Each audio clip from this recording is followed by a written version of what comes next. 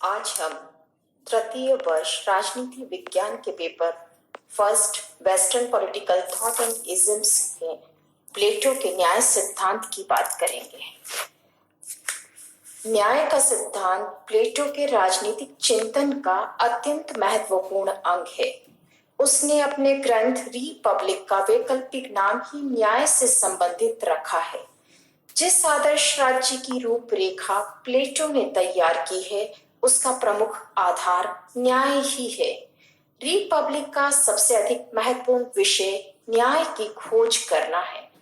इसमें न्याय धारणा को इतना प्रमुख स्थान प्राप्त है कि इसके संबंध में बार्कर ने भी कहा है कि चाहे वह सोफिस्ट वर्ग की धारणाओं का विरोध कर रहा हो या समाज के विद्यमान व्यवस्था में सुधार के लिए प्रयत्नशील हो, न्याय प्लेटो के विचारों का मूलाधार रहा है। अपना न्याय संबंधी सिद्धांत देने से पूर्व प्लेटो ने उस समय समाज में प्रचलित न्याय के कुछ त्रुटिपूर्ण सिद्धांतों का खंडन किया है। जैसे उस समय न्याय का परंपरावादी सिद्धांत प्रचलित था और यह सिद्धांत सेफालस का था। उसके अनुसार न्याय सत्य बोलने और अपना कर्ज चुकाने में निहित है। इस विचारधारा के दूसरे प्रतिपादक उसके पुत्र पॉलीमार्कस थे, जिनके अनुसार न्याय प्रत्येक मनुष्य को वह देने में है जो उसके लिए उचित है।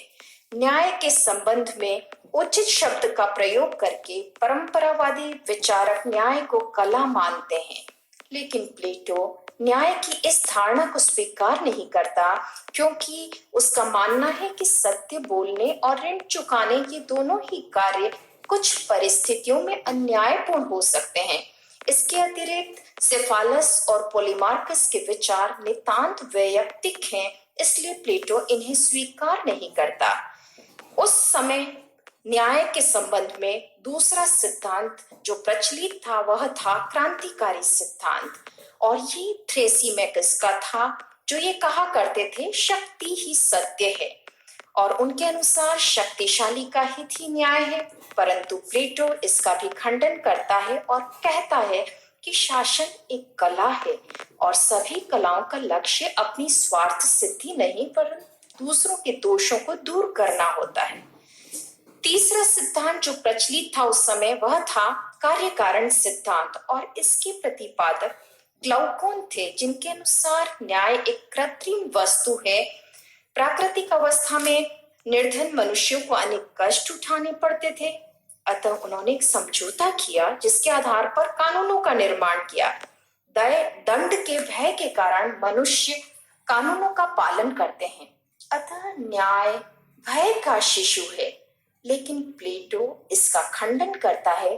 प्लेटो के अनुसार न्याय बाह्य व कृत्रिम वस्तु नहीं होता, यह मनुष्य की आत्मा या अंतरतम की वस्तु है। इसके पश्चात प्लेटो ने अपना न्याय सिद्धांत प्रस्तुत किया। उनके अनुसार जो पूर्व में तीनों सिद्धांत प्रचलित थे, उनमें एक समान विशेषता ये थी कि वे न्याय को बाह्य मानते थे, लेकिन प्लेटो कहते हैं कि न्याय तो आत्मा के अंदर की वस्तु है, और इस स्थिति में ये तीनों दृष्टिकोण अमान्य है। प्लेटो का कहना है न्याय मानव आत्मा की उचित व्यवस्था और मानवीय स्वभाव की प्राकृतिक मांग है। E.M. फॉस्टर के शब्दों में जिसे हम नैतिकता कहते हैं, वही प्लेटो के अनुसार न्याय है। प्लेटो के अनुसार न्याय के दो रूप हैं, व्यक्तिगत और सामाजिक या राज्य से संबंधित। वह मानवीय आत्मा में तीन तत्व मानता है, इंद्रिय तृष्णा या वासना, शौर्य या साहस और बुद्धि या ज्ञान। ये तीनों गुण जब उचित अनुपात में मानव मस्तिष्क में विद्यमान रहते हैं, तभी व्यक्ति न्याय का पालन कर सकता है। इसके बाद प्लेटो राज्य के संबंध में न्याय का प्रतिपादन करता है। प्लेटो की मान्यता है कि व्यक्ति की भांति राज्य में भी तीनों ही तत्व विद्यमान होते हैं, वासना, साहस और बुद्धि।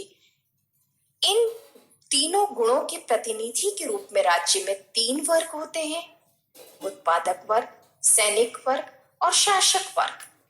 राज्य में जब शासक वर्ग निस्वार्थ भाव से प्रजा हितों की रक्षा करते हुए शासन कार्य करता है, सैनिक वर्ग प्राणों की बाजी लगाते हुए देश की सीमाओं की रक्षा करता है, और उत्पादक वर्ग सब कष्टों को सहन कर अपने उपयोग से अधिक उपभोग सामग्री पैदा करता है, तभी राज्य में न्याय स्थिर रहता है। न्याय वस्तुतः कर्तव्य पालन से परे कोई वस्तु नहीं है। प्लेटो का कहना है, न्याय अपने निश्चित स्थान में अपने कर्तव्यों का पालन करना और दूसरों के कर्तव्यों में हस्तक्षेप न करना ही है, और इसका निवास स्थान अपना निश्चित कर्तव्य पूरा करने वाले प्रत्येक नागरिक के मन में है। प्लेटो की न्याय संबंधी धारणा विशेषीकरण के इस विचार पर आधारित है कि एक व्यक्ति को केवल एक ही ऐसा कार्य कुशलतापूर्वक करना चाहिए जो उसके स्वभाव के अनुकूल हो।